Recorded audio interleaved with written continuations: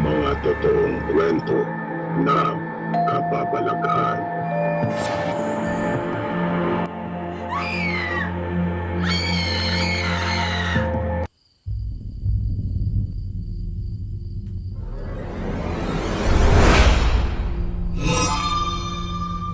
Kumusta po kayo, Sir PB?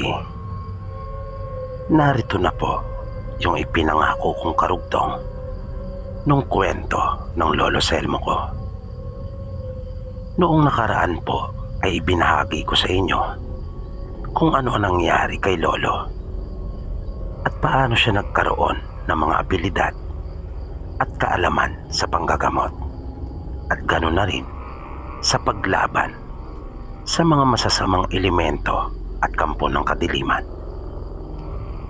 Yung nangyari sa kanyang kinakapatid ay tila iyon pa lang ang pasimula ng mga kababalagang nangyari sa buhay ng Lolo Selmo ko. Dahil nasundan pa iyon ng maraming mga kaganapan na mahirap ipaliwanag. Isa na dito yung pagkawala ng kanyang nanay ng halos 3 araw nang magpunta ito sa batis na malapit sa kanila para maglaba. At kanila itong natagpuan sa isang panig na ng kagubatan na nakahiga sa lupa at walang malay, na nang magdalang tao ito sa bunso nilang kapatid ay nagduda ang marami, lalong-lalo na ang kanyang tatay na si Mang Nestor, na baka hindi kanya ang ipinagbubuntis nito, na baka iyon ang naging bunga ng halos 3 araw na pagkakawala nito. Pero kung sino ang may gawa, iyon ang naging palaisipan para sa kanya, ngunit hindi para kay Selmo, dahil alam niya kung ano ang nangyari sa kanyang ina, dahil na rin sa kakayahang taglay niya. Ngunit nanatili lamang siyang tahimik.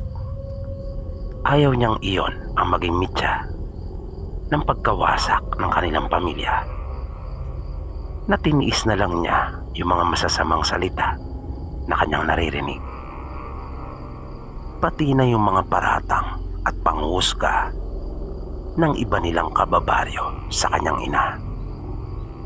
Dahil kung sasabihin naman niya ay kanya ring naisip na baka pagtawanan lang siya at sabihing nababaliw na, o kaya naman naghahanap lamang siya ng may dadahilan.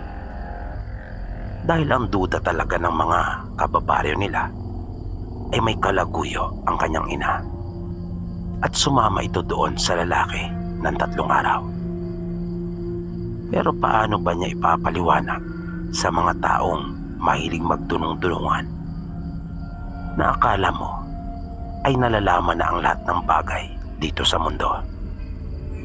Paano niya sa kanilang ipapaliwanag na ang kanyang ina ay biktima ng masamang engkanto, na dinukot ito at pinagsamantalahan? Kaya nga nang ipanganak yung kanilang bunsong kapatid ay lalo niyang napatunayan na engkanto nga ang siyang may gawa noon, dahil na rin sa kakaibang mga katangian nito kumpara sa kanilang magkakapatid. Gusto niya sanang gumanti at bigyang katarungan ang nangyari sa kanilang ina, pero mas minabuti niyang pigilin ang sarili para na rin sa bunso nilang kapatid. Naisip niyang wala namang kinalaman ito, at kahit ano pa mangyari ay kadugo niya ito, dahil na rin sa dugo at laman ito ng kanilang ina. Hindi doon nagtapos ang mga kababalagang naranasan ni Lolo Selmo. Minsan ay napakiusapan siyang suriin ang isa nilang kababaryo. Hinala kasi nito ay aswang ang may kagagawan ng biglaang pagkakasakit ng kanyang asawa. At mayroon na rin silang pinaghihinalaan. Kwento nila kay Selmo, humihiram umano ng pera yung kanilang kalapit na ilang buwan pa lamang umanong naninirahan sa lupang binabantayan nito. Kung kaya, hindi nila ito lubusan pang nakikilala dahil doon ay hindi nila ito pinahiram. Nagdahilan sila na maging sila man ay gipit din. At simula noon ay may nararamdaman na siya at ang kanyang asawa tuwing gabi na parang mayroong nasa kanilang bubungan, na makaraan lang ang 2 gabi ay nagkasakit na ito. Palibhasa ay pareho ng matanda, kung kaya wala silang kakayahan. Kaya naisipan nilang hingin ang tulong ni Selmo. Kung may iilan kasi na hindi naniniwala doon sa kanilang lugar, ay marami pa rin naman ang naniniwala sa kakayahan ni Selmo. Lalo na sa mga napagkwentuhan ng kumpare ng tatay niya na si Mang Usting. Dahil sa nakita nito ang buong pangyayari nang aswangin ang bunso niyang anak. Nang magpunta si Selmo sa bahay ng mag-asawang matanda, ang tanging dala lang niya ay isang bagakay. Iyon ang kanyang gagamiting sandata laban doon sa pinaghihinalaan nilang aswang na siyang gumagambala sa kanila tuwing gabi. At siya rin nagbigay ng karamdaman sa matandang babae. Kaya patakip silim pa lang ay naroon na si Selmo at inabangan ang muling pagdating ng aswang. Doon na rin siya pinakain ng hapunan ng mag-asawa. Habang nasa harap sila ng hapagkainan ng matandang lalaki, ay nakarinig na si Selmo ng mga pagkaluskos. At narinig na rin nilang dumaing yung asawa nito na nakaratay sa banig.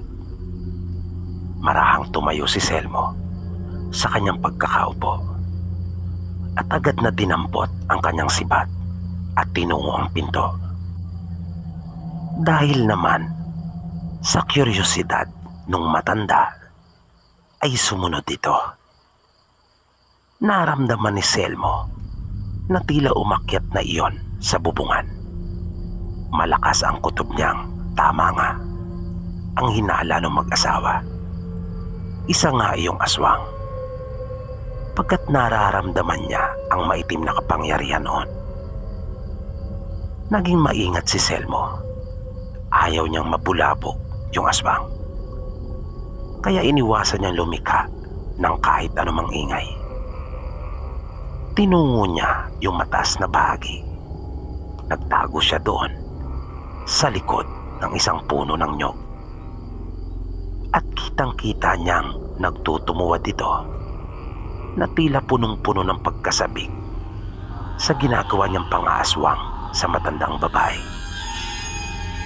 Na yung asawa namang lalaki ay hindi mapakali, na panay ang palingalinga.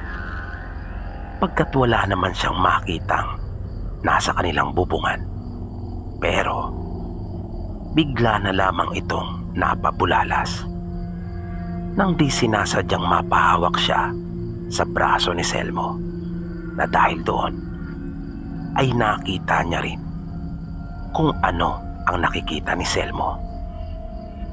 Dahil yung aswang ay gumamit ng pambulag, kung kaya yung mga taong may abilidad lamang ang maaaring makakita noon, na nang di sinasadyang mapahawak siya kay Selmo ay naihayag din sa kanya.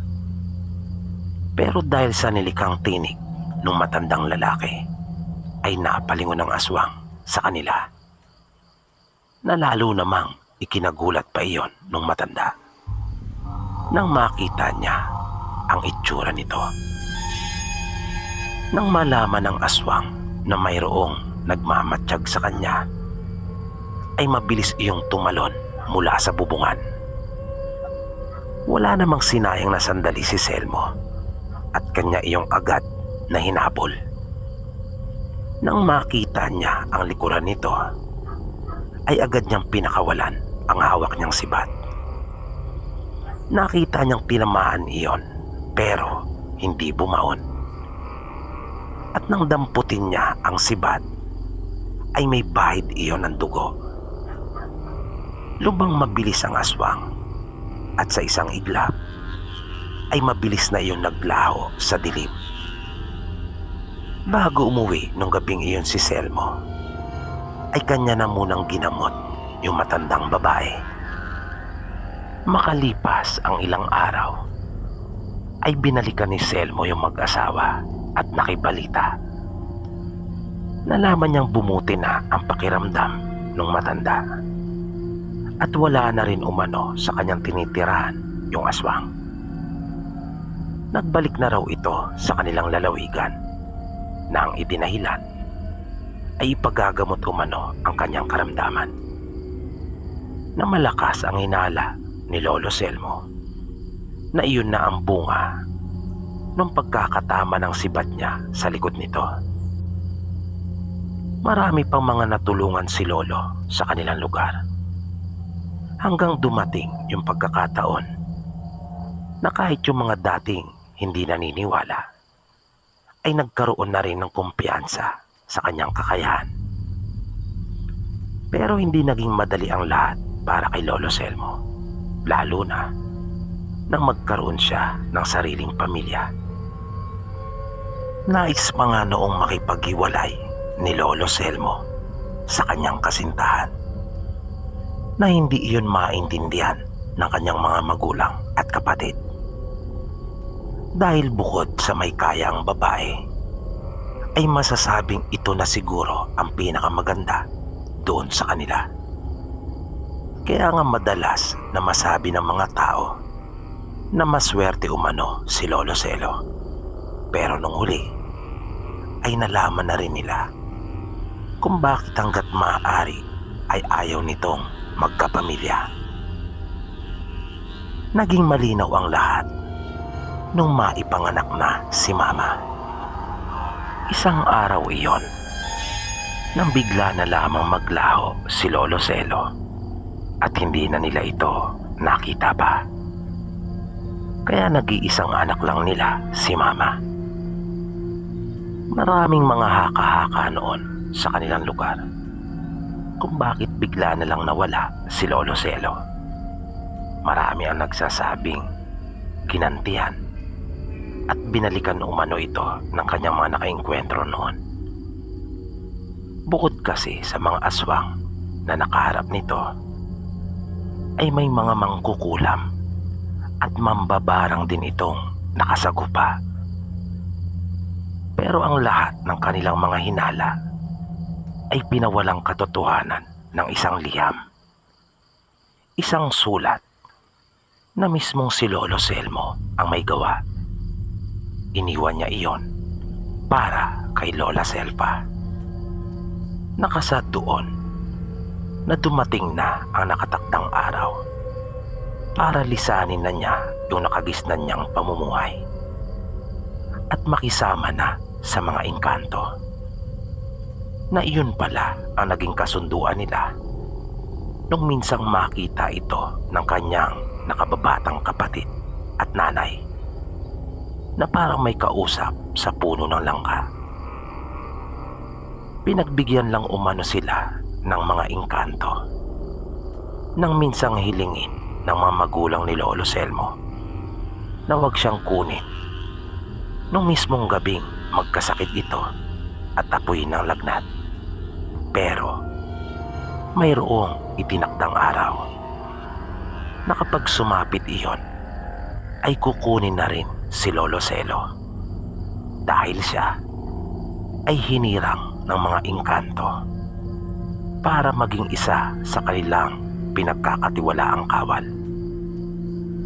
Sabi pa ni Lolo sa kanyang liham ay wag umanong mag-alala si Lola dahil magiging maayos naman daw ang kalagayan niya doon. At madalas si Lolo Selmo na nagpapakita sa panaginip ni Lola. Minsan ay pinakitaan din sila nito ni Mama nung naroon sila sa Batis. Nakita ni Lola na mayroong konting lungkot ito sa kanyang mukha nang makita si Mama. Marahil ay nangihinayang siya sa mga pagkakataong hindi niya ito masusubaybayan sa paglaki. Marahil ay nalulungkot din ito dahil sa mga panahong wala siya sa tabi ni Mama sa mga pagkakataong kailangan nito ng isang ama. Kwento sa akin ni Mama, nung nasa elementarya na siya, ay mayroong lumapit sa kanya na isang lalaki na mayroong mahabang balbas na pareho ng puti katulad sa mahabang buhok nito.